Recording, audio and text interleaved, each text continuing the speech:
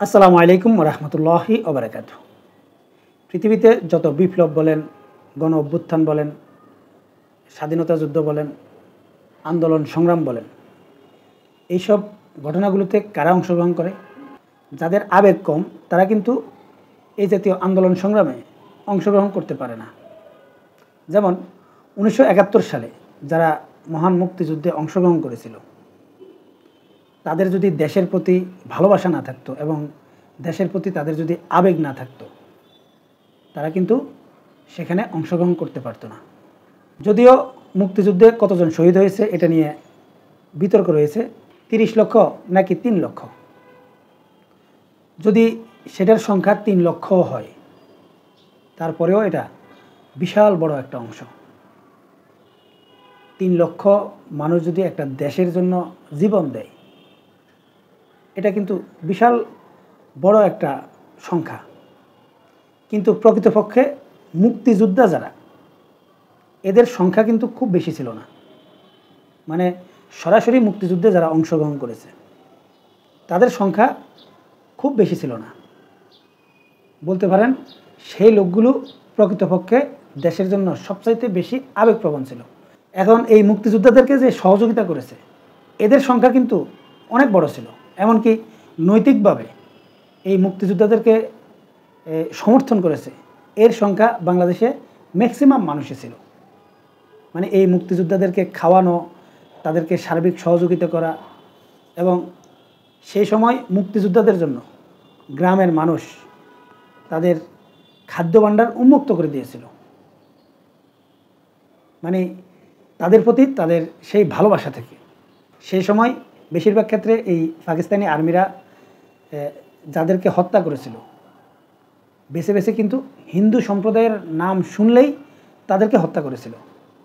মানে হিন্দুদের বাড়ি কোনগুলো, হিন্দুদের ব্যবসায়ী কারা, এদেরকে খোঁজখবর নিত এবং খোঁজ করে তাদেরকে পেলেই তাদেরকে হত্যা করা হতো। এমনকি 1971 সালে এরকম অনেক ঘটনা ঘটেছে যে হিন্দুদের বাড়ি খুঁজতে গিয়েছে, কোনো মুসলমানের কাছে জিজ্ঞাসা করেছে, সে তাদের বাড়ি দেখিয়ে দিয়েছে।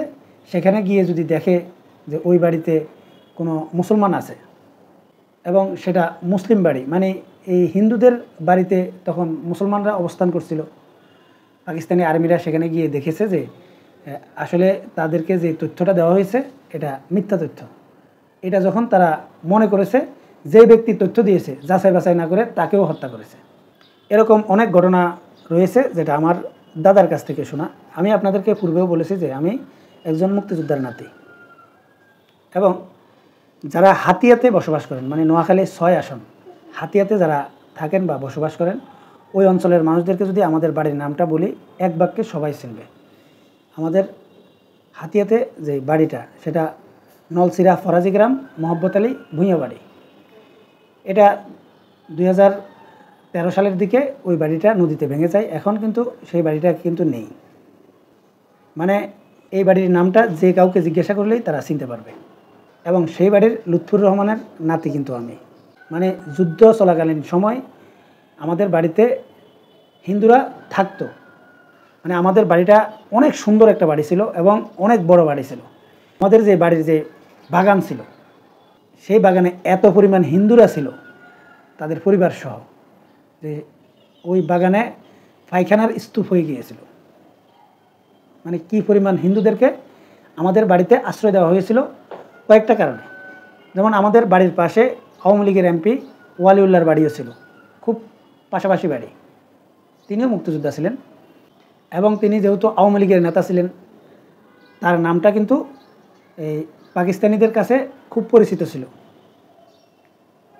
তো 1971 সালে ঠিক সেই ওয়ালিউল্লাহর বাড়ি আক্রমণ করতে গিয়ে আমাদের বাড়ি আক্রমণ করার প্রস্তুতি নিয়েছিল এই পাকিস্তানি আর্মিরা। কারণ আমাদের বাড়িটা এত সুন্দর ছিল, এত আকর্ষণীয় ছিল, তারা মনে করেছিল এটাই মনে হয় ওয়ালিউল্লাহর বাড়ি হওয়ার কথা। আমাদের বাড়ির সামনে মাদ্রাসা ছিল, মানে পুরো পরিবেশটা অন্যরকম ছিল। কিন্তু আপনাদেরকে আগেও আমি বলেছি যে আমার দাদা কিন্তু পাকিস্তানি আর্মিতে চাকরি করত এবং তিনি ঠিক মুক্তিযুদ্ধ চলার অল্প কয়েকদিন আগে তিনি রিটায়ার্ড হয়েছিলেন।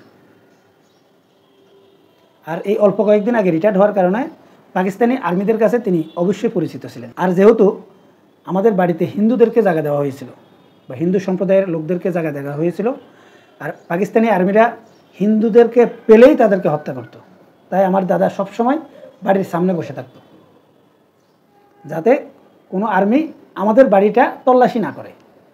এই কথাগুলো আমি এই জন্য বললাম, অনেকে রাজাকারের বাচ্চা বলে গালি দেন, এই কারণে আমি এই কথাগুলো বললাম।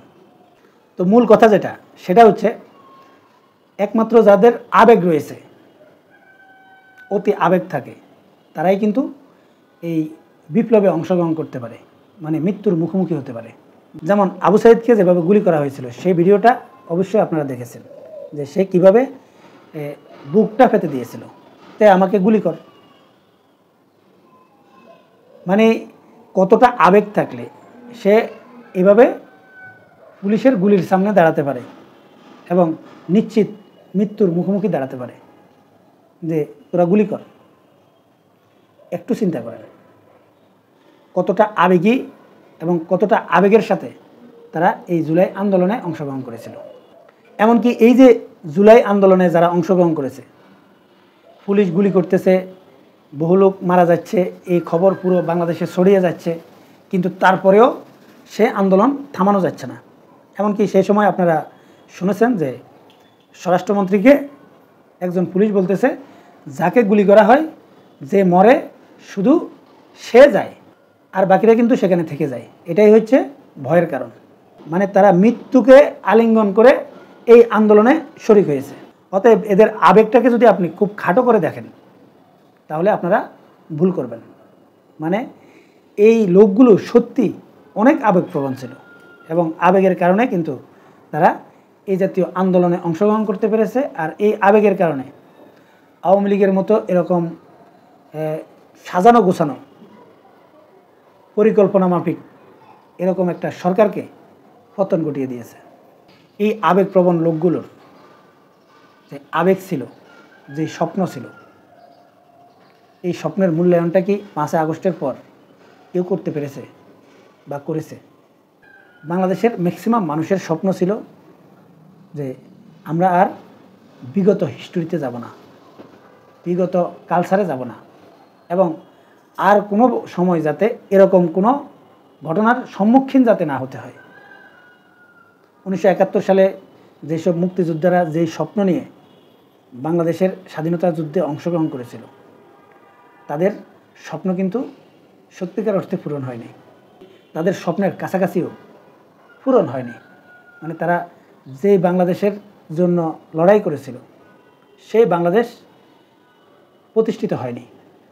এখন এই জুলাই অভ্যুত্থানে যারা নিহত হয়েছে, যারা আহত হয়েছে, তাদের স্বপ্নও কিন্তু সম্পূর্ণরূপে শেষ হয়ে যাওয়ার পথে। এই যে আবেগপ্রবণ মানুষগুলো তাদের জীবন উৎসর্গ করে, তাদের পরিবারকে এতিম করে, কারো সন্তান এতিম হয়েছে, কারো বাবা সন্তান হারা হয়েছে, মা সন্তান হারা হয়েছে, এই যে ঘটনাগুলো ঘটেছে, এই ঘটনাগুলো যেই স্বপ্ন নিয়ে তারা করেছে, যে আবেগ নিয়ে তারা এগুলোতে অংশগ্রহণ করেছে, বাস্তবিক অর্থে 5 আগস্টের পর এই যে বর্তমানে ইউনূস সরকার বলেন বা ইউনূস সরকারের যারা উপদেষ্টারা রয়েছেন অথবা যে রাজনৈতিক দলগুলো রয়েছে, একেবারে আমি সবগুলো রাজনৈতিক দলের কথাই বলবো। এখানে বিএনপি আছে, জামাত আছে, চরমনাই আছে, তারা কি আসলে তাদের সে আবেগটাকে ধারণ করে? একটু চিন্তা করেন, আগামীতে যদি নির্বাচন হয়, সেই নির্বাচনে এমপি মন্ত্রী কারা হবে? যদি বিএনপি ক্ষমতায় যায়, বিএনপির নেতারা মন্ত্রী হবে, তাদের প্রভাব প্রতিপত্তি ক্ষমতা সবচাইতে বেশি থাকবে। আবার যদি জামাত ক্ষমতায় যায়, জামাতের নেতারা এমপি মন্ত্রী এগুলো হবে, এবং এই দলগুলো ক্ষমতায় গেলে বহু সামসাবাজ এই দলের সাথে যুক্ত হবে এবং এইসব দলগুলোর সামসাবাজি করে অনেকে অনেক সুবিধা আদায় করবে। কিন্তু সত্যিকার অর্থে এইসব দলগুলোর যেসব নেতারা এমপি আর মন্ত্রী হবে, এদের কোনো সন্তান বা এদের কোনো নিকটাত্মীয় এই জুলাই অভ্যুত্থানে নিহত হয়েছে বা আহত হয়েছে, আহতদের তালিকায় তাদের কয়জনের নাম পাওয়া যাবে? মানে যেই লোকগুলো এই অভ্যুত্থানে অংশগ্রহণ করেছে, বিশ্বাস করেন ম্যাক্সিমাম একেবারে নিম্ন আয়ের বা সাধারণ ঘরের ছেলে মেয়েরাই অংশগ্রহণ করেছিল এবং তারাই কিন্তু নিহত হয়েছে। কিন্তু সুবিধাগুলো ভোগ করবে কারা? যেসব রাজনৈতিক দলের নেতারা এখন লম্বা লম্বা কথা বলতেছে, সুন্দর সুন্দর ভাষণ দিচ্ছে, এরাই কিন্তু নেতা হবে, এরাই সুবিধাভোগী হবে।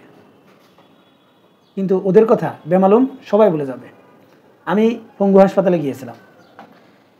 যেসব আহত লোকগুলো সেই সব হাসপাতালগুলোতে মাসের পর মাস, এই 1 বছর পর্যন্ত তারা হাসপাতালে রয়েছে। এদের অনেকের সাথে আমি কথা বলেছিলাম যে কোন কোন রাজনৈতিক দলগুলো তাদের জন্য কি কি করেছে, কতটুকু কি করেছে। বাস্তবিক অর্থে তাদের ভাষ্যমতে মাঝে মাঝে কিছু নেতারা তাদের সাথে দেখা করতে যায় এবং কয়েকজনের সাথে দেখা করেই তারা চলে যায়। এমনকি যাদের নেতৃত্বে এই জুলাই অভ্যুত্থান সংগঠিত হয়েছে তাদের অবস্থাও একই। অন্যান্য রাজনৈতিক দলগুলোর কথা বাদে দিলাম, এই যে এনসিপির যেসব নেতারা লম্বা লম্বা বক্তব্য দেয় যে কবর থেকে সেই লাশগুলো ফেরত দিতে হবে, বাস্তবিক অর্থে এইসব আহত ব্যক্তিদের পাশে যেভাবে তারা যাওয়ার কথা ছিল, তাদের খোঁজখবর যেভাবে রাখার কথা ছিল, তাদের খোঁজখবর কেউ রাখে না। এমনকি কয়েকজন শহীদ পরিবারের সাথেও আমার কথা হয়েছে। বাস্তবিক অর্থে আমি তাদের সাথে কথা বলেও আমি এতটুকু জেনেছি, এই যে জামাত যে 2 লক্ষ টাকা করে অনুদান দিয়েছে, ঠিক যেদিন অনুদান দিয়েছে সেদিন অনুদান দিয়ে এসেছে, এরপর তাদের খোঁজখবর কেউ রাখে না, তারা তাদের মতো করে আছে। এমনকি কোনো অনুষ্ঠান করতে গেলে বা কোনো দিবসের সময় রাজনীতির উদ্দেশ্যে, রাজনীতির প্রচারের উদ্দেশ্যে তাদের কয়েকজনকে সামনে নিয়ে আসে এবং তাদেরকে এনে জনগণের সামনে উপস্থাপন করে, মনে করে যে তারা তাদের খোঁজখবর খুব বেশি রাখে, তাদেরকে কতটা সম্মান করে। মূল কথাটা হচ্ছে তাদের আবেগকে কাজে লাগিয়ে বা তাদেরকে দিয়ে অন্যান্য মানুষগুলোর আবেগকে কাজে লাগিয়ে রাজনীতি করার চেষ্টা করে। কিন্তু যেসব লোকগুলো এইসব আবেগ নিয়ে এই আন্দোলন সংগ্রাম করেছে, যেই স্বপ্ন নিয়ে তারা এইসব আন্দোলন সংগ্রামগুলো করেছে, তাদের স্বপ্ন পূরণের উদ্দেশ্যে কোনো রাজনৈতিক দল কাজ করে না, একদম কোনো রাজনৈতিক দল না। এটা হচ্ছে প্রকৃত বাস্তবতা। এই জন্য আমি এই টাইটেলটা দিয়েছি যে বিপ্লবের মারাসারা। এবং এই ত্যাগগুলো যারা স্বীকার করে, তাদের ত্যাগের মর্যাদা আসলে কি কেউ রাখে? সব কিছু তাদের দলের স্বার্থে, নিজেদের স্বার্থে। এটাই প্রকৃত বাস্তবতা। যদি সত্যিকার অর্থে তারা যেই স্বপ্ন নিয়ে এই সব আন্দোলন সংগ্রামে যুক্ত হয়েছিল, সেই আবেগ বা সেই স্বপ্ন যদি পূরণ করার ন্যূনতম চেষ্টাও করতো রাজনৈতিক দলগুলো, তাহলে এই বিপ্লব সফল হতো। বাস্তবিক অর্থে যারা এই সব বিপ্লবীদের জন্য মায়া কান্না করে, তারাও তাদের নিজেদের স্বার্থে করে, আবার যারা বিরোধিতা করে তারাও নিজেদের স্বার্থে করে। বাস্তবে সব কিছুই হচ্ছে মায়া কান্না। এটাই প্রকৃত বাস্তবতা। আশা করছি আমি কি বোঝাতে চেয়েছি আপনারা বুঝতে পেরেছেন। জাযাকাল্লাহ খাইরান।